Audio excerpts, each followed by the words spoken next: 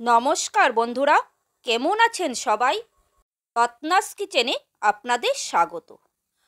আজ আমি নিয়ে এসেছি ডিমের একটি ইউনিক রেসিপি। আপনারা হয়তো ডিমের এই রেসিপিটি কোনোদিন ট্রাই করেননি বা ইউটিউবেও কোনোদিনও এই ডিমের এই রেসিপিটি আপনারা দেখেননি। আশা করি আজকের এই ডিমের রেসিপিটা আপনাদের খুব ভালো লাগবে। তো ডিমের এই ইউনিক রেসিপিটা আপনারাও একদিন বাড়িতে অবশ্যই ট্রাই করবেন। খুবই সুস্বাদু হয় আর খুবই অসাধারণ স্বাদের এই ডিমের রেসিপিটা যদি ভালো লাগে লাইক, কমেন্ট, শেয়ার করতে ভুলবেন না। আর আমার চ্যানেলটিকে সাবস্ক্রাইব করে পাশে থাকা বেল আইকনটি প্রেস করে দিবেন, তাহলে আমার নিত্য নতুন ভিডিও সবার প্রথম আপনি পেয়ে যাবেন। যারা ফেসবুক থেকে ভিডিওটি দেখছেন, যদি ভালো লাগে আমার পেজটিকে ফলো করে দিবেন। তাহলে চলুন রেসিপিটা শুরু করি। এখানে আমি 6টার মতো টমেটো নিয়েছি আর টমেটোগুলোর মাথাটাকে আমি দেখুন কেটে নিয়েছি। আর ভেতরের যে বীজগুলো ছিল সেই বীজগুলোকে ভালো করে ফেলে দিয়ে ধুয়ে পরিষ্কার করে নিয়েছি। মাথাগুলোকে কিন্তু একটু বেশি করে কাটতে হবে যাতে মুখটা একটু বড় সাইজের হয়। তো আমি এইভাবেই প্রত্যেকটা টমেটোর মাথাগুলোকে কেটে আর ভেতরে বীজগুলোকে ফেলে ধুয়ে পরিষ্কার করে নিয়েছি। এখন আমি এইখানে 1 চিমটে করে লবণ নেব, নিয়ে ডিমের ভেতরে খুব ভালো করে লবণটাকে এইভাবে মাখিয়ে দেব। এতে কি হবে, টমেটোটার গায়ে লবণটা লেগে যাবে, রান্না করার সময় কিন্তু টমেটোর ভেতরে লবণটা ঢুকে যাবে আর টমেটোটা কিন্তু খুব ভালো সেদ্ধও হবে আর টমেটোটা খেতেও কিন্তু খুব ভালো লাগবে। এখানে আমি একটা করে ডিম নিয়েছি আর এই ডিমটাকে এখন আমি এই টমেটোর ভেতরে খুব আস্তে করে কিন্তু দিয়ে দেব, যাতে কুসুমটা ভেঙে না যায়। ঠিক এইভাবে আস্তে করে যতটা ডিম দেওয়া যাবে ততটাই দেব। সাদা অংশটা যদি থেকে যায় রেখে দেব, এটা আমি পরে রান্নার কাজে লাগিয়ে দেব। আর ডিমের উপরে আবারও আমি 1 চিমটে করে লবণ আর একটু করে গোলমরিচের গুঁড়ো দিয়ে দিলাম।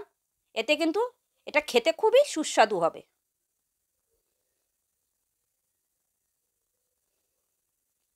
আর ডিমটা যখন রান্না হবে, মশলাটা যখন এটা ডিমের ভেতরে ঢুকবে তখন কিন্তু লবণটা ঠিকঠাক পরিমাণ মতো ঢুকে যাবে।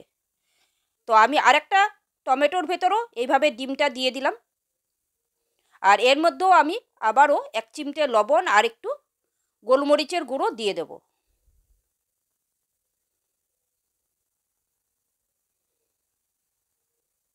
তো আমি এইভাবেই সবগুলো টমেটোর ভিতরে ডিম আর ঢুকিয়ে দিয়েছি। দিয়ে এগুলাকে এখন আমি স্টিমে বসিয়ে দিয়েছি। দেখুন এরকম একটা ছিদ্রযুক্ত জালির মধ্যে টমেটোগুলোকে বসিয়ে দিয়েছি আর নিচে আমি একটু জল দিয়ে দিয়েছি। এখন আমি এগুলোকে 5 মিনিটের জন্য একটু স্টিম করে নেব, যাতে টমেটো আর ডিমটা খুব ভালোভাবে সেদ্ধ হয়ে যায়। 5 মিনিট হয়ে গেছে, এখন আমি ঢাকা চাপাটা তুলে দিচ্ছি।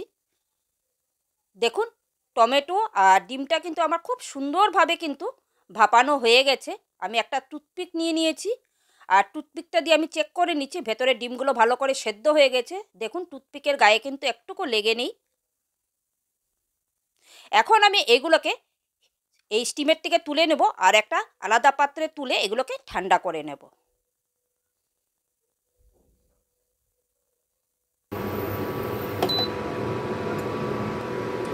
হিটে একটা কড়াই বসিয়ে দিয়েছি আর কড়াইটা আমার গরম হয়ে গেছে। এখন আমি এর মধ্যে 1 চামচের মতো সাদা তেল দিয়ে দিলাম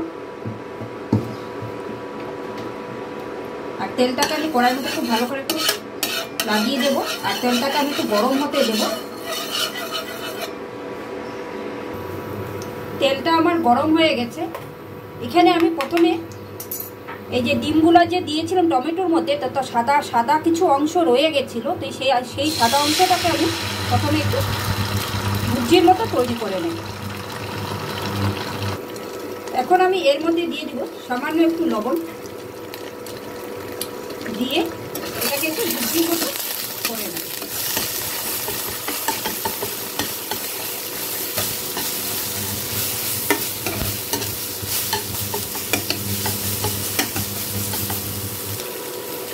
ভুজিটা আমার তৈরি হয়ে গেছে, এখন এটাকে আমি উঠিয়ে নেব।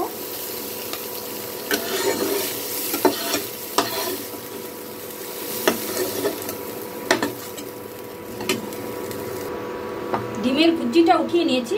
আর এর মধ্যে আমি দিয়ে দিয়েছি 2 টেবিল চামচের মতো সাদা তেল। আমি রান্নাটা সাদা তেলে করব, আপনারা চাইলে কিন্তু সরষের তেলও করতে পারেন। এখন আমি এর মধ্যে দিয়ে দিব 3 টেবিল চামচের মতো টমেটো আর পেঁয়াজ বাটা।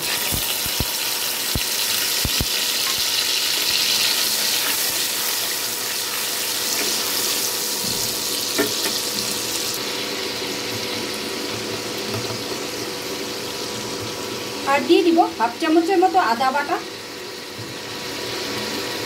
আর হাফ চামচের মতো রসুন বাটা। এখন এই পেঁয়াজ আদা রসুনটাকে খুব ভালো করে কিন্তু এই তেলের সাথে একটু কষিয়ে নেব, যাতে এর কাঁচা গন্ধটা চলে যায়। টমেটো পেঁয়াজ আদা রসুনটা আমার খুব ভালো করে কষানো হয়ে গেছে, মশলার কাঁচা গন্ধ চলে গেছে। এখন আমি এর মধ্যে একে একে রেগুলার মশলাগুলো দিয়ে দেব। প্রথমে আমি দিয়ে দেবো স্বাদ অনুযায়ী লবণ, তারপর দিয়ে দেবো 1 চামচের মতো লাল লঙ্কার গুঁড়ো, হাফ চামচের মতো কাশ্মীরি লঙ্কার গুঁড়ো।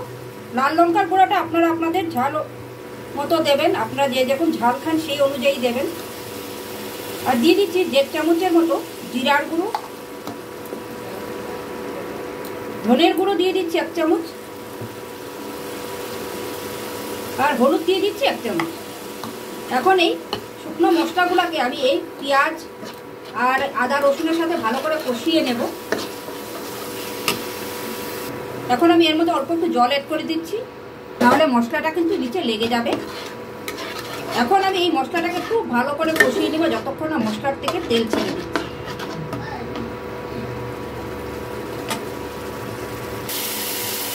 মশলাটা আমার খুব সুন্দর কষানো হয়ে গেছে, দেখুন মশলার থেকে তেল ছেড়ে দিয়েছে। আর এই মশলাটাকে যত সুন্দর করে কষানো হবে তরকারিটাও কিন্তু খেতে ততটাই টেস্ট হবে। এখন আমি এর মধ্যে দিয়ে দিব 4টে চেরা কাঁচা লঙ্কা আর দিয়ে দিব বেশ কিছুটা ধনে পাতা।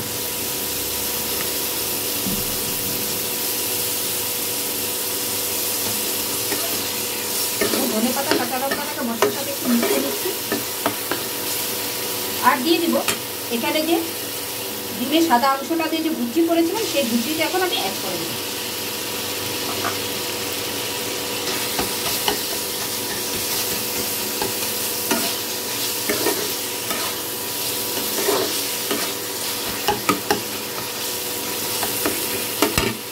এখন আমি এর মধ্যে দিয়ে দেব পরিমাণ মতো জল গ্রেভির জন্য।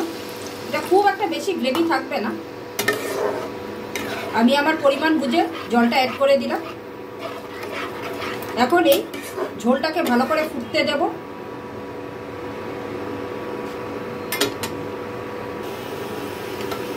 গ্রেভিটা আমার ফুটে উঠেছে। এখন আমি একে একে এই যে টমেটো ভাপাগুলো করে রেখেছি, ডিম আর টমেটো ভাপাগুলো একে একে এইভাবে বসিয়ে দেব।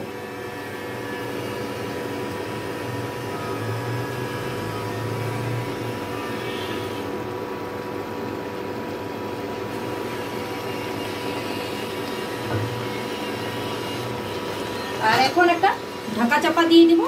ঢাকা চাপা দিয়ে এটাকে আমি 5 মিনিটের জন্য রান্না করে নেব, যাতে টমেটো আর ডিমের মধ্যে এই গ্রেভি মশলাটা ঢুকে যায়।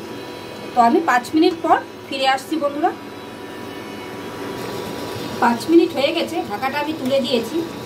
আমার কিন্তু এই ডিমের রেসিপিটা পুরোপুরি কমপ্লিট। তো আজকে আমার এই ডিমের রেসিপিটা আপনাদের কেমন লাগলো? একদম ইউনিক ধরনের কিন্তু এই ডিমের রেসিপিটা, খেতে কিন্তু অসাধারণ হয় বন্ধুরা, টক টক ঝাল ঝাল। একবার অবশ্যই বাড়িতে এইভাবে টমেটোর ভিতরে ডিমের স্টাফিং দিয়ে করে খেয়ে দেখবেন, দুর্দান্ত লাগে কিন্তু খেতে। তো আজকের এই ভিডিওটা আমার কেমন লাগলো আপনারা অবশ্যই কমেন্টস করে জানাবেন, আর আপনারাও একদিন বাড়িতে এইভাবে তৈরি করে খাবেন। আজকের ভিডিওটা আমি এখানেই শেষ করছি। আপনারা সকলেই সুস্থ থাকবেন, ভালো থাকবেন। আবার একটা নতুন ভিডিও নিয়ে আপনাদের সাথে আমার দেখা হবে। Thank you.